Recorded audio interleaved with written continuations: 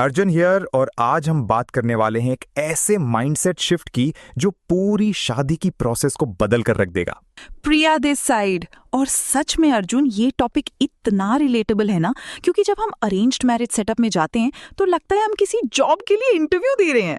बिल्कुल, biodata, formal meetings, relatives के अजीब अजीब सवाल, ऐसा लगता है कि हम कोई कैंडिडेट हैं जिसका हर वक्त इवैल्यूएशन हो रहा है। और ध्यान इस बात से हट जाता है कि क्या मैं ये लाइफ चाहती हूँ, और इस पे आ जाता है कि क्या वो मुझे चाहते हैं। मतलब टोटल प्रेशर। वही तो, family expectations, financial pressure, time का टिकिंग क्लॉक, सब मिलके एक ठीक ठाक मैच को ही एकमात्र ऑप्शन बना देते हैं। लेकिन ये एपिसोड उस प्रेशर को इग्नोर करने के लिए नहीं है, बल्कि उन्हीं प्रेशर्स के बीच अपने खुद के राइट्स और डिसीजन मेकिंग के लिए जगह बनाने के बारे में है। वहीं चुने जाने वाले व्यक्ति से लेकर खुद चुनने वाला बनने की जर्नी। लेकिन शुरुआत में तो सब कुछ एक परफॉर्मेंस ही लगता है ना प्रिया। 100%। पहली कुछ मीटिंग्स में सब अपना बेस्ट रूप ही दिखाते हैं, सबसे अट्रैक्टिव स्टोरीज, सबसे एक्सेप्टेबल ओपिनियंस। तो काम क्या है फिर? कोई खामी ढूंढना?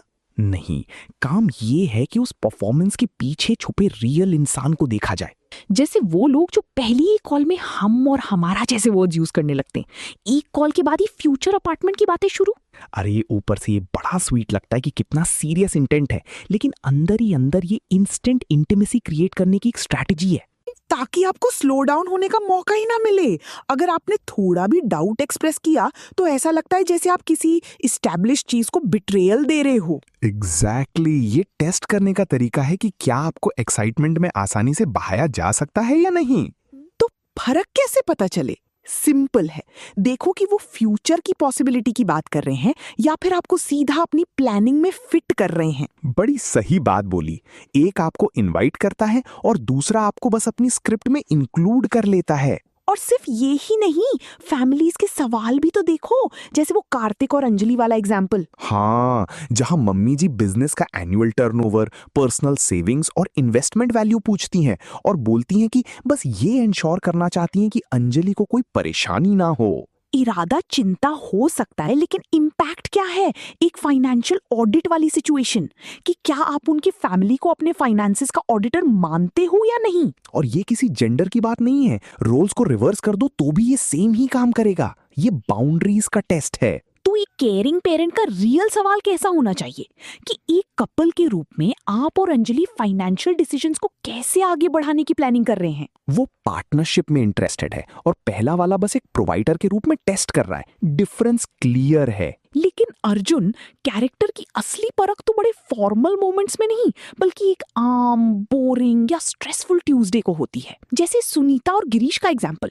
सुनीता एक नर्स हैं जिनकी शिफ्ट्स अनप्रेडिक्टेबल हैं, और गिरीश एक मैनेजर जो पहली डेट पे बड़ी बड़ी बातें करता है। लेकिन जब इमरजेंसी की वजह से डेट कैंसिल करनी पड़ती है, तब असली रंग दिखते हैं। एक रिस्पॉन्स होता है, होप सब ठीक हो, कोई बात नहीं, आप अपना काम देखो। और दूसरा रिस्पॉन्स, मैं पहले से ही रेस्टोरेंट में हूं, आपको कितना टाइम लगेगा। Not angry but irritated. वही तो डेटा पॉइंट है कि जब उनकी एक्सपेक्टेशंस रियल लाइफ की अनप्लान्ड सिचुएशन से टकराती हैं तो उनका रिएक्शन एम्पैथी नहीं बल्कि चिढ़ होती है। लेकिन एक सिंगल बैड डे भी हो सकता है ना। कॉन्टेक्स्ट मैटर करता है। हमें तुरंत किसी फाइनल कंक्लूजन पे नहीं पहुंचना चाहिए। सही कहा। एक बार हो तो नोट करो, अगर पैटर्न बन जाए तो समझ जाओ कि ये एक रेड फ्लैग है। और अपने सवाल पूछना कितना जरूरी है, जैसे किसी कॉन्फ्लिक्ट को हैंडल करने का सवाल।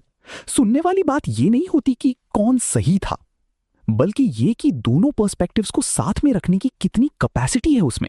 क्या वो प्रॉब्लम सॉल्व करना चाहते हैं या सिर्फ आर्ग्यूमेंट जीतना चाहते हैं। बिल्कुल। और जब हम खुद सवाल पूछते हैं तो हम रूम की डायनामिक्स ही बदल देते हैं। हम सिर्फ कैंडिडेट नहीं रहते, हम कॉन्वर्सेशन के इक्वल पार्टनर बन जाते हैं। और अगर कोई आपके थॉटफुल सवाल को इतने सीरियस क्यों हो बोल के डिसमिस कर दे तो समझ लो वहां भी एक डेटा पॉइंट मिल गया है।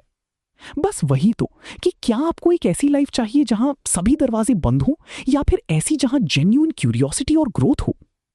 तो बॉटम लाइन ये है दोस्तों, आप सिर्फ जज होने के लिए नहीं आए हो, आप इवैल्यूएट करने, समझने और अपने लिए बेस्ट मैच चुनने के लिए आए हो। वाह।